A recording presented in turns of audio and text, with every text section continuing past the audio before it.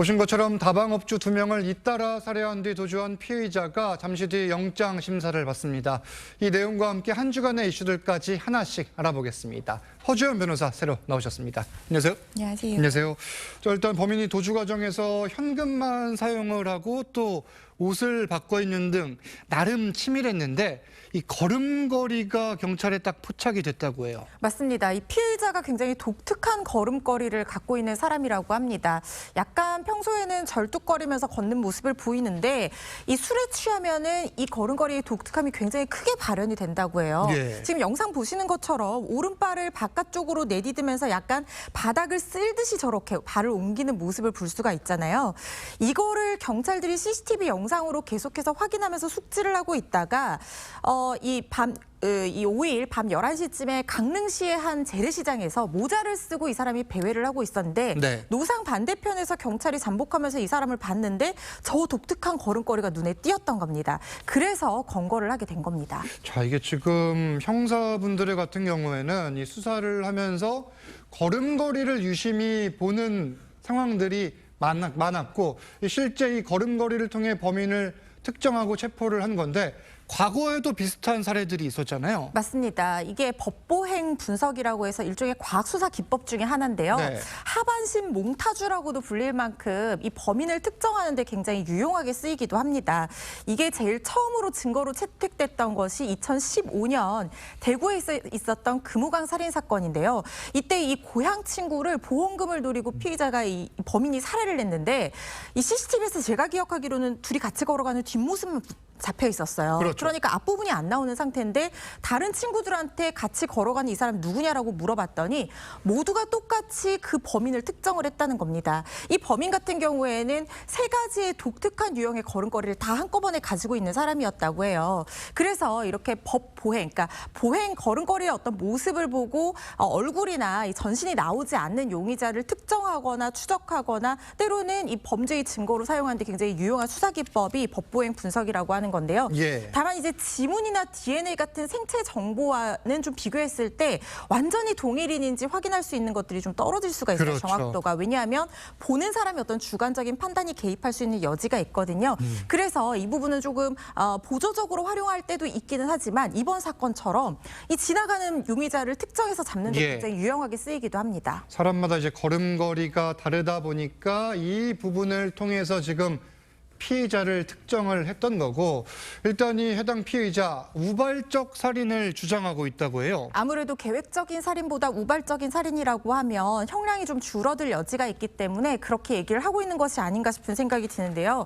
지금 이 피의자 얘기로는 첫 살인을 하러 갔을 때 살인을 하려고 간 게 아니고 절도를 하려고 돈을 훔치려고 갔는데 영업시간이 끝났으니 나가달라는 말을 듣고 계속해서 안 나가겠다고 버티다가 실랑이 끝에 우발적으로 피해자를 살해하게 됐다 이렇게 주장을 하고 있습니다. 예. 그리고 나서 도주하면서 절도 행각을 또 벌였고 그리고 불과 일주일 만에 이 2번째 살인을 저지르게 되거든요. 물론 정확한 것들은 고의 여부나 계획 범행 여부에 대해서 수사를 진행해 봐야 되는 부분이지만 예. 최소한 지금까지의 정황으로 봤을 때 2번째 살인만큼은 이 첫 번째 살인에서 간격이 얼마 되지 않았고 그렇죠. 비슷한 시간대에 비슷한 업종에 종사하는 여성 주인, 나이가 좀 있는 여성 주인을 피해 대상으로 물색해서 이렇게 범죄를 저질렀다는 점에서 계획살인이라고 볼 가능성이 높지 않나 싶기도 합니다. 그럴 가능성도 지금 배제할 수 없어 보이는데 일단 첫 번째 사건이 발생한 뒤 공개 수배까지 또 6일 정도가 소요가 됐다고 하는데 경찰의 대처를 두고도 좀 논란이 있습니까?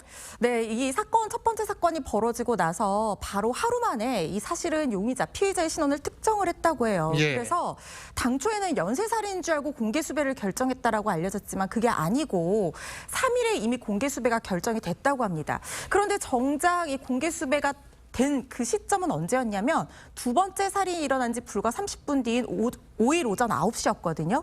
그러면은 만약에 공개 수배가 빨리 이루어졌다고 하면 그 시적 간격이 이틀이나 있는데 그렇다면은 이 피의자로서도 범행의 위축이 될 수밖에 없고 피해자도 동종업종에 종사하는 또래의 여성이 살해당했다는 걸 알면 예. 그 사람 얼굴을 보고 좀 피할 수 있는 여지가 있지 않았을까 이런 얘기가 나오고 있거든요. 물론 경찰이 얘기하기로는 그때 당시 이제 얼굴이 잘 드러난 사진을 구하기가 어려웠고 또 연말 연시다 보니까 전단지를 인쇄하는 데도 문제가 있었다라고 된다고 얘기를 하지만 꼭 요즘에 전단지를 오프라인으로 인쇄해야 되는 것은 아니지 않습니까? 그렇죠. 온라인으로도 충분히 공개 수배를 먼저 하고 오프라인 전단지는 좀 시간이 지나더라도 배포를 할 수가 있었을 텐데 이런 부분에 대한 아쉬움이 남습니다. 그렇겠네요. 일단 오늘 오후 이제 잠시 뒤 4시인데 이 피해자에 대한 구속 전 피해자 신문이 예정이 돼 있고 구속 여부는 비교적 쉽게 예상이 가능합니까? 어떻습니까? 구속 가능성 상당히 높다고 예. 전망을 하고 있습니다. 일단 지금 연쇄 살인 사건, 특히 강도 살인, 중대 범죄가 결합된 사건이 불과 일주일 간격으로 발생을 했습니다.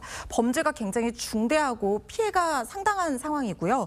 거기다가 현금을 쓰고 이 도주를 굉장히 이제 치밀하게 했던 그런 정황들이 있기 때문에 증거 인멸이나 도주 우려가 높다고 봐서 예. 이 구속될 가능성 상당히 높게 전망을 하고 있습니다.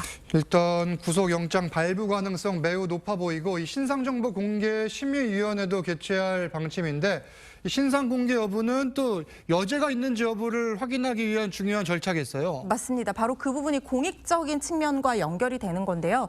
지금 이 사람 첫 번째 살인을 하고 도주하면서 두 번째 살인 행각을 벌였는데 그 사이에 또 절도 범죄를 저질렀거든요. 그렇죠. 혹시 모를 여죄가 더 있을지도 지금 알 수가 없는 상황입니다. 물론 범죄도 중대하고 피해도 지금 굉장히 중한 상황이지만 이런 공익적인 측면을 고려해서라도 신상 공개될 가능성 저는 높다고 생각을 하고 있고요. 만약에 이번에 공개가 된다고 하면 바뀐 법령에 따라서 최근에 머그샷이 공개될 가능성이 높아 보입니다. 알겠습니다. 다음 소식도 보겠습니다. 전 프로야구 선수죠. 이 정수근 씨가 술자리에서 한 남성을 폭행을 했는데 피소됐다고 그래요? 네, 이 피해자가 특수상해 혐의로 경기 예. 남양주 경찰서에 고소장을 제출한 상태입니다. 이 고소인에 따르면 작년 12월 22일 이 처음 본 사이에서 이 사람 지금 식품회사 직원인데요. 지인과 정 씨를 만나서 같이 이제 술을 마시던 상황이었다고 해요. 그런데 3차를 가자고 정 씨가 제안을 했는데 피해자가 거절을 하니까 다짜고짜 이 맥주병으로 머리를 가격을 했다는 거거든요. 처음 가격을 당하고 정신을 못 차리고 있으니까 정 씨가 다시 테이블을 돌아와서 예. 한 번 더 두 차례 가격을 했다라는 건데요. 지금 상해를 입어서 병원에 치료를 받았다고 하는데 다음 날 정수근 씨가 문자를 보내서 너무 미안하다. 어떤 처벌도 달게 받겠다라고 하면서 사과를 하고 범행을 모두 인정을 했다고 합니다. 지금 피해자가 대인기피증 또 밀폐된 공간에 들어가기 예. 어렵다면서 정신적인 고통으로 호소를 하고 있고요. 엄벌을 요구를 하고 있는 상황인데 지금 경찰 관계자에 따르면 아직까지 피해자 조사도 진행이 되지 않은 상황이고 거기다가 그때 당시에 경찰이 출동한 이력도 없어서 사건 정확한 사실관계에 대해서는 좀 조사가 필요하다는 그런 입장입니다. 그러면은 어떤 혐의가 적용이 되는 겁니까? 이게 단순 폭행 사건은 아닙니다. 예. 특수상해, 그러니까 이제 위험한 물건으로 이 내리쳤다, 두 번 머리를 내리쳤다라고 하는 것은 중한 상해를 입었을 가능성이 높다는 생각이 들고요. 이 부분은 단순 폭행이 아니라 특수상해죄로 의율될 가능성이 매우 높아 보입니다. 알겠습니다. 정수근 씨, 제 과거에도 뭐 음주 관련 논란이 있었는데 이번 수사 상황도 좀 지켜봐야겠네요. 다음 소식 볼 텐데 최근 서울 명동 일대에서 퇴근길 버스 대란이 벌어졌습니다. 시민들이 큰 불편을 호소했는데 이게 서울시에서 세운 표지판 때문이었어요. 원래 이 명동 입구에는 출퇴근 시간에 굉장히 정체가 빚어지는 곳이거든요. 그렇죠. 그런데 이 광역버스 노선이 급증했어요. 왜냐하면 광역버스의 입석 금지 정책을 시행하면서 여기에 29개 노선으로 급증을 했는데 그러다 보니까 사람들이 막 버스가 오면 우르르 몰려가서 타고 이러다 보니까 안전사고의 민원이 굉장히 많이 들어왔다고 해요. 그래서 예. 서울시에서 순서대로 표지판을 세웠는데 문제는 이 버스가 표지판 순서대로 순차적으로 매 시간마다 도착하는 게 아니지 않습니까? 그런데 여기가 폭이 35m밖에 안 되는 좁은 곳이에요. 그러다 보니까 이 자기가 표지판 적힌 그 정류장에 서려고 버스가 앞에가 공간이 있는데도 불구하고 뒤에 서게 되고 그렇다면 앞에 표지판이 있는 버스가 뒤에 도착을 하게 되면 앞으로 이 좁아서 나아가지 못하고 뒤에 서 있게 되고 그냥 기다려야 되는 거예요. 그러니까 열차 현상이 길게 벌어지면서 아하. 이게 명동뿐만 아니라 서울역 종로까지도 극심한 정체 현상으로 이어졌다는 거예요. 시민들이 이거 정말 전형적인 탁상 행적이다. 지금 버스 정류장 한 번도 안 나와보고 이렇게 표지판 무조건 세우면 이게 해결되는 것이 아니다. 이 2시간 정도 걸린다. 두 정거장 가는데 1시간 걸렸다. 이런 예. 얘기까지 나오고 있거든요. 문제가 있어 보입니다. 강한 비판이 제기가 됐고 결국 서울시에서 이 명동 광역버스 정류장에 이 대기판 중단했어요. 네, 중단했고 일단 이달 말까지 시민들 의견을 좀 받겠다고 해요. 일단 이달 말까지는 표지판 운영을 전면 중단하고 궤도 요원을 배치해서 안전사고가 없도록 좀 승하차를 돕겠다는 거고요. 지금 오세훈 시장도 직접 눈 오는 날 현장을 저렇게 찾았거든요. 그래서 어제예요, 어제. 눈 올 때. 맞습니다. 그래서 지금 현장 상황을 둘러보고 일단 지금 유튜브 댓글이나 서울시 홈페이지를 통해서 이걸 진짜 실제로 정류장을 이용하는 시민들의 의견을 받겠다는 거예요. 그래서 한 달 정도 의견을 받아서 좀 좋은 의견을 반영해서 제대로 된 보완책을 내놓겠다는 입장입니다. 뭐 급하지 않게 좀 시간을 두고 제대로 된 보완책을 마련했으면 합니다. 허주연 변호사는 여기서 인사 나누겠습니다. 감사합니다.